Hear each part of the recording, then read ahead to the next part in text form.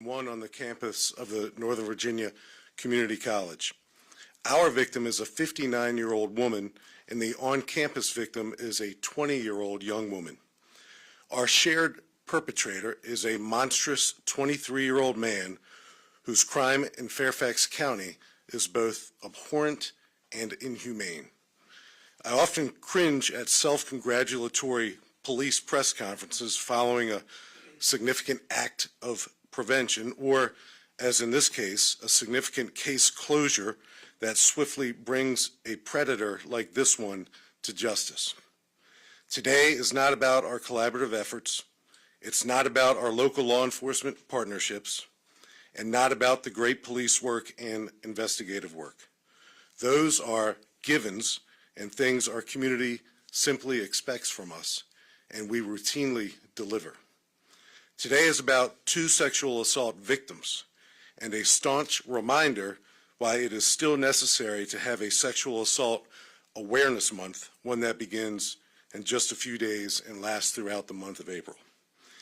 In the meantime, Kevin Lopez Alton is off the streets and facing criminal charges that I trust will keep him behind bars for the rest of his life. Kevin. Thank you, Chief. A man is in custody after two brutal and horrifying attacks on Northern Virginia women this past week. This past Wednesday, a man forced his way into an Annandale business. The suspect knocked on the door and was told that the business was closed, but he continued to knock. The business owner opened the door to explain that the business was closed, but the offender pushed his way inside and held the victim captive inside her own business for several hours. Throughout this nightmare, the suspect sexually assaulted the victim repeatedly and threatened to kill her if she didn't do exactly what he told her to do. The victim found a moment when the suspect's attention was diverted and bravely took that opportunity to escape. She ran to a nearby business and she asked for someone to call for help.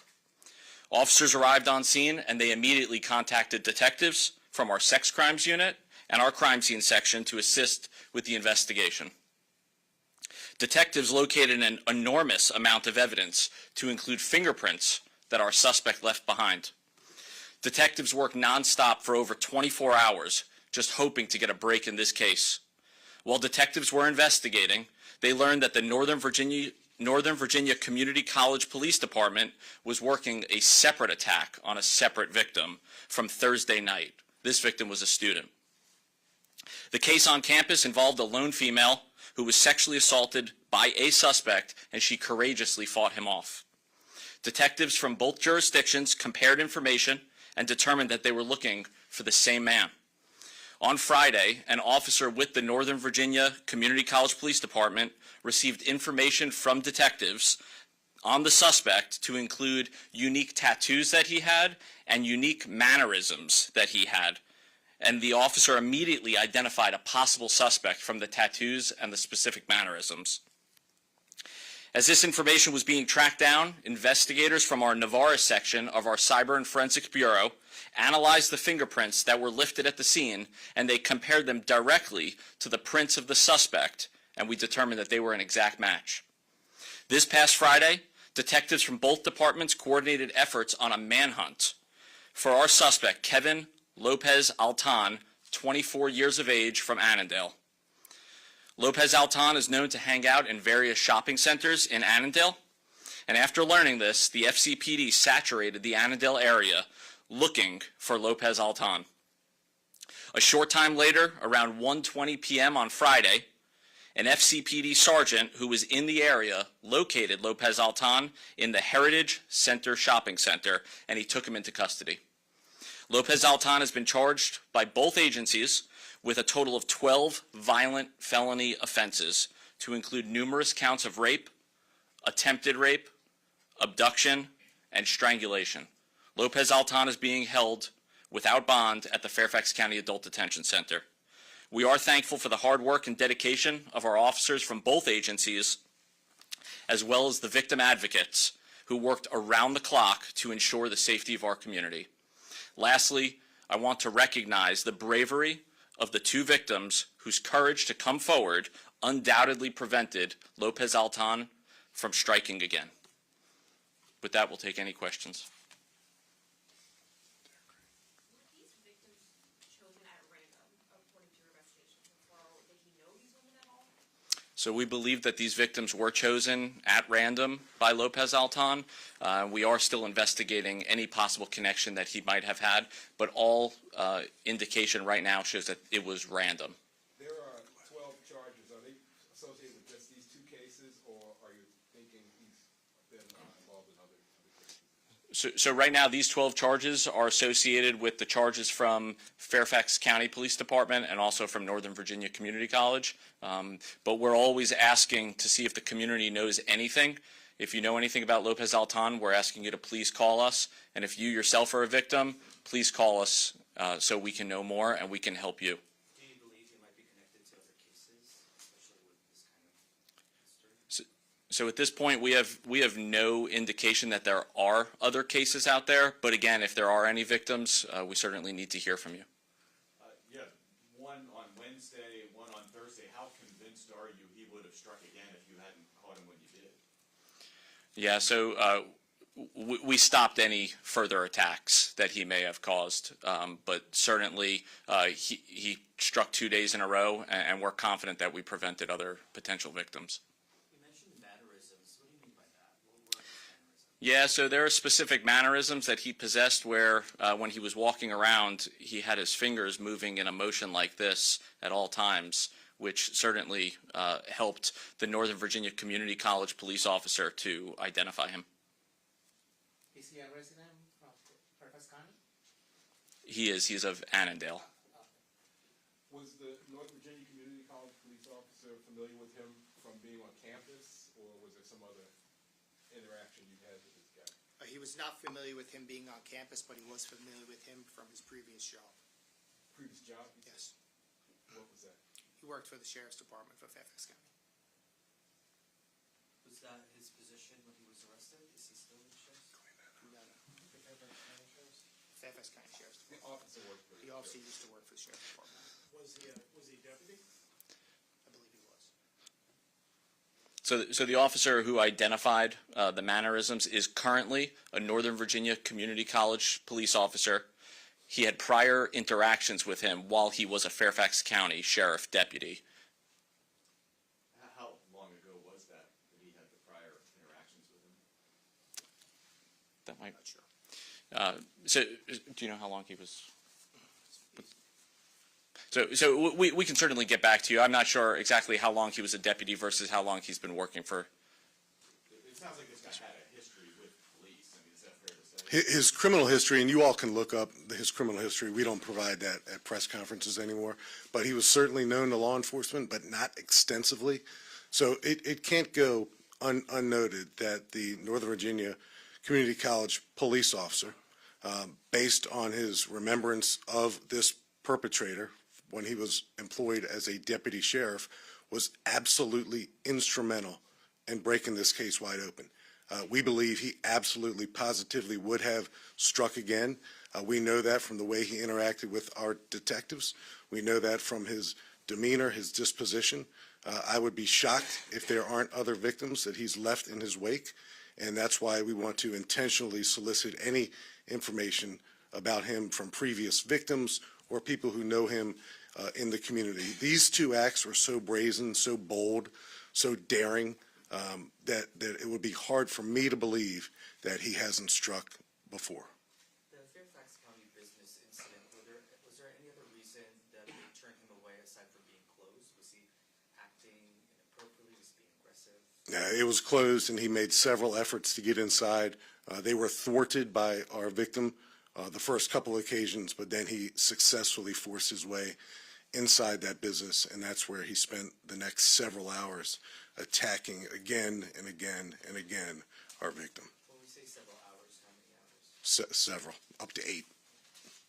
How is the victim doing? Anything? She's traumatized.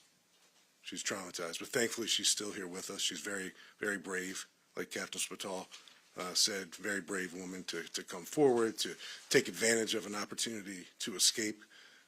But she was the victim of an attack that nobody should ever have to endure.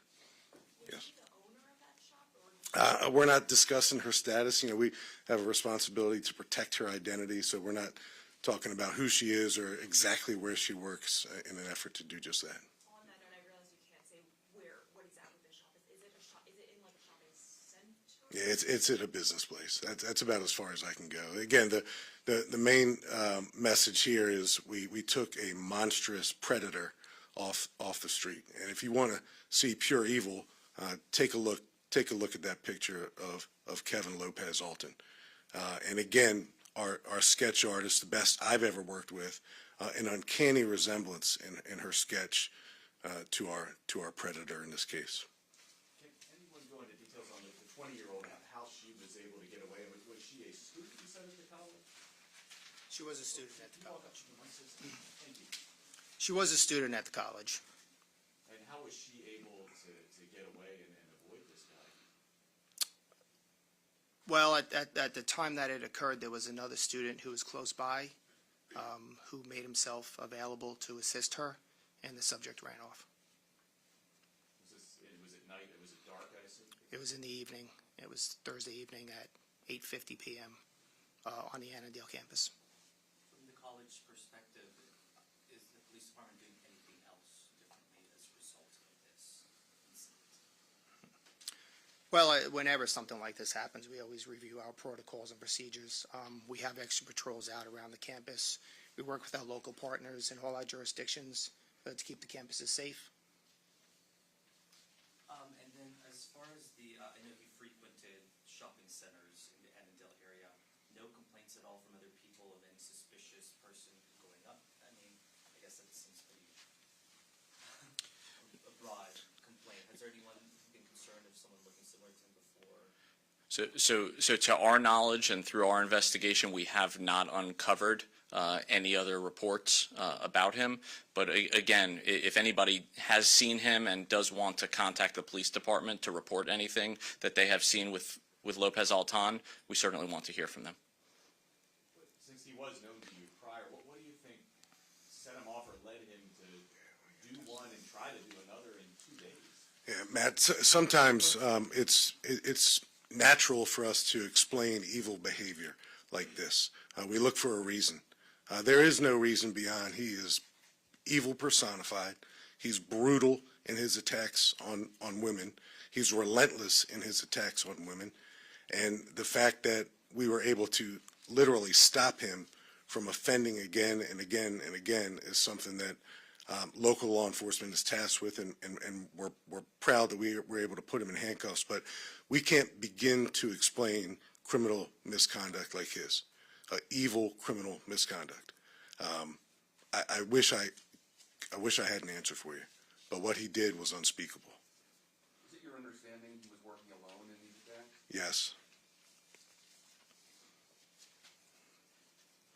Anyone else?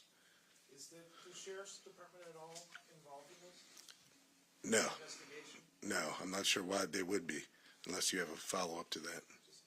Yeah. Okay. And, you know, one of the reasons why we've asked Director Sally Fayez of our Victim Services Division to be here is because after this, after these brazen acts of brutality, sheer brutality, we are about to go into a month of April where we pause and recognize the importance of law enforcement, detectives, patrol officers, and victims of sexual assault. So I'll ask Director Fayez to say a word on that, and if you don't have any further questions, we'll conclude. Did he act alone or looking for another suspect? Now, this is a sole person that we have captured. We do not believe he was acting in concert with anyone. He did this by himself to two women, one in Fairfax County and one on the campus of the Northern Virginia Community College. We have zero reason to believe he acted with anyone.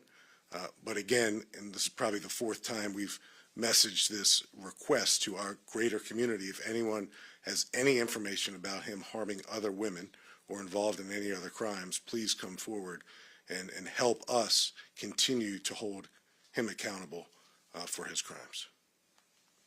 Sally. Thank you. As the chief mentioned, April is the start of Sexual Assault Awareness Month.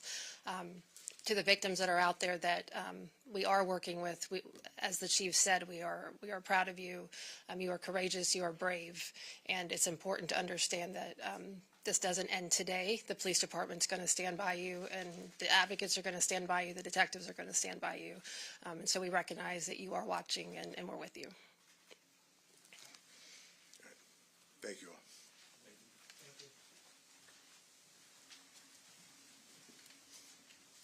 Thank you all for coming out today. We will be posting all the details of this case on our blog online, and you can follow us at Fairfax County PD for any further updates to this. Thanks so much.